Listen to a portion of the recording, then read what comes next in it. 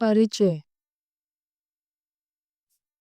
Marcus Aurelius Antoninus का जन्म 4-2-6-1-2-1 को हुआ था।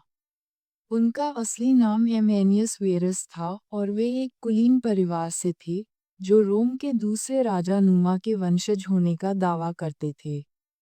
इस प्रकार सबसे धार्मिक सम्राटों का जन्म सबसे पवित्र आरंभिक राजाओं के रक्त से हुआ था। उनके पिता, एनियस वेरस, रोम में उच्च पद पर थे और उनके दादा, जिनका नाम भी वही था, 3 बार कॉन्सल रह चुके थे। उनके माता-पिता दोनों की ही युवावस्था में मृत्यु हो गई थी, लेकिन मार्कस ने उन्हें प्रेमपूर्वक याद किया। अपने पिता की मृत्यु के बाद मार्कस को उनके दादा, कॉन्सलर एनियस वेरस ने गोद ले लिया था और इन दोनों के बीच गहरा प्रेम था। अपनी पुस्तक के पहले ही पृष्ठ पर मार्कस कृतज्ञतापूर्वक बताते हैं कि कैसे उन्होंने अपने दादा से नम्र और विनम्र होना और सभी क्रोध और जुनून से दूर रहना सीखा था। सम्राट हेड्रियन ने लड़के के अच्छे चरित्र को पहचाना, जिसे वह वेरस नहीं बल्कि वेरिसिमस कहता था, जो उसके अपने नाम से भी अधिक सत्यवादी था। उन्होंने मार्कस को 6 साल की उम्र में घुड़सवारी के पद पर पदोन्नत किया और 8 साल की उम्र में उसे प्राचीन सालियन पुजारी का सदस्य बना दिया। लड़के की चाची, एनिया गैलेरिया फॉस्टिना, का विवाह एंटोनिनस पायस से हुआ था, जो बाद में सम्राट बने। इसलिए ऐसा हुआ कि एंटोनिनस, जिसका कोई बेटा नहीं था, ने मार्कस को गोद ले लिया। उसका नाम बदलकर वह रख लिया जिससे वह जाना जाता है, और अपनी बेटी फॉस्टिना से उसकी सगाई कर दी। उनकी शिक्षा पूरी सावधानी से की गई। उनके लिए सबसे योग्य शिक्षक नियुक्त किए गए, और उन्हें स्टोइक दर्शन के सख्त सिद्धांतों में प्रशिक्षित किया गया, जो उन्हें बहुत पसंद था। उन्हें सादे कपड़े पहनना और सादगी से रहना सिखाया गया। सभी कोमलता और विलासिता से दूर रहना सिखाया गया।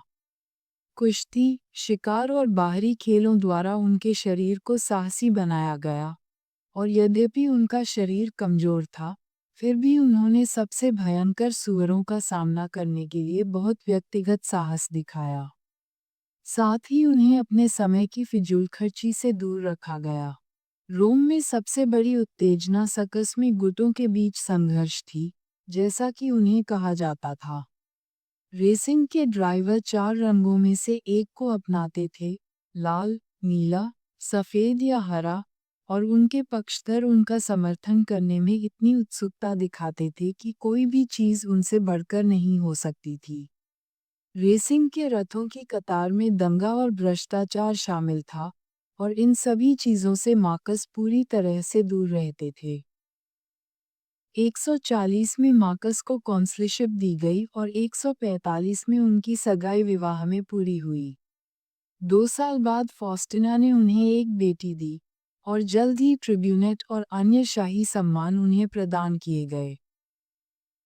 161 में एंटोनिनस पायस की मृत्यु हो गई और मार्कस ने शाही राज्य संभाला।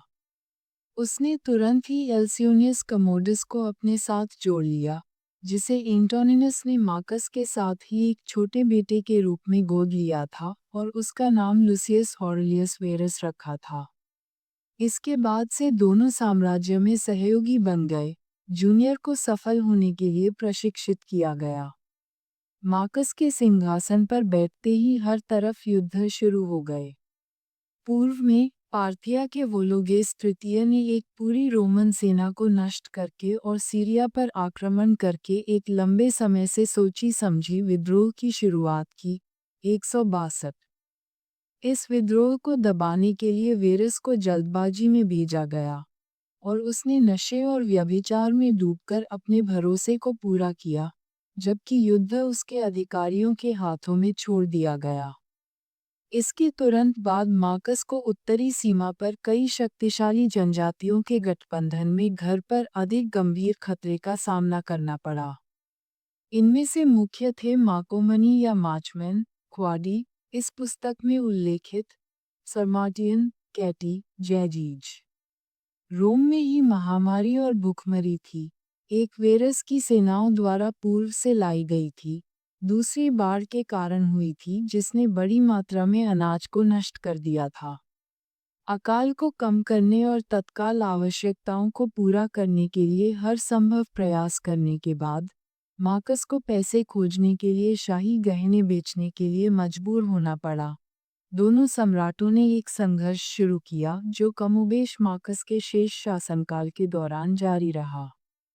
इन युद्धों के दौरान 169 में वेरस की मृत्यु हो गई। हमारे पास अभियानों का विस्तार से अनुसरण करने का कोई साधन नहीं है, लेकिन इतना तो तय है कि अंत में रोमन बर्बर जनजातियों को कुचलने में सफल रहे और एक समझौता किया जिसने साम्राज्य को और अधिक सुरक्षित बना दिया। मार्कस खुद सेनापति थे और जीत उनकी अपनी योग्यता से कम नहीं बल्कि लेफ्टिनेंटों के चयन में उनकी बुद्धिमत्ता के कारण थी, जो पर्टिनेक्स के मामले में स्पष्ट रूप से दिखाई देती है। इन अभियानों में कई महत्वपूर्ण लड़ाइयाँ लड़ी गईं, और उनमें से एक थंडरिंग लीजन की किंवदंती के लिए प्रसिद्ध हो गई है। 174 में क्वाडी के खिलाफ एक लड़ाई में, दिन दुश्मन के पक्ष में जा रहा था, जब अचानक गरज और बारिश का एक बड़ा तूफान आया और बिजली ने बर्बर लोगों को भयभीत कर दिया, और वे परास्त हो गए। बाद के दिनों में कहा जाता है कि यह तूफान एक सेना की प्रार्थनाओं के जवाब में भेजा गया था जिसमें कई ईसाई शामिल थे, और इस कारण से इसे थंडरिंग लीजन नाम दिया जाना चाहिए। थंडरिंग लीजन का शीर्षक पहले की तारीख में जाना जाता है, इसलिए कहानी का ये हिस्सा कम से कम सच नहीं हो सकता है। लेकिन रोम में एंटोनिन के स्तंभ पर उकेरे गए दृश्यों में से एक द्वारा तूफान की सहायता को स्वीकार किया जाता है, जो इन युद्धों की याद दिलाता है।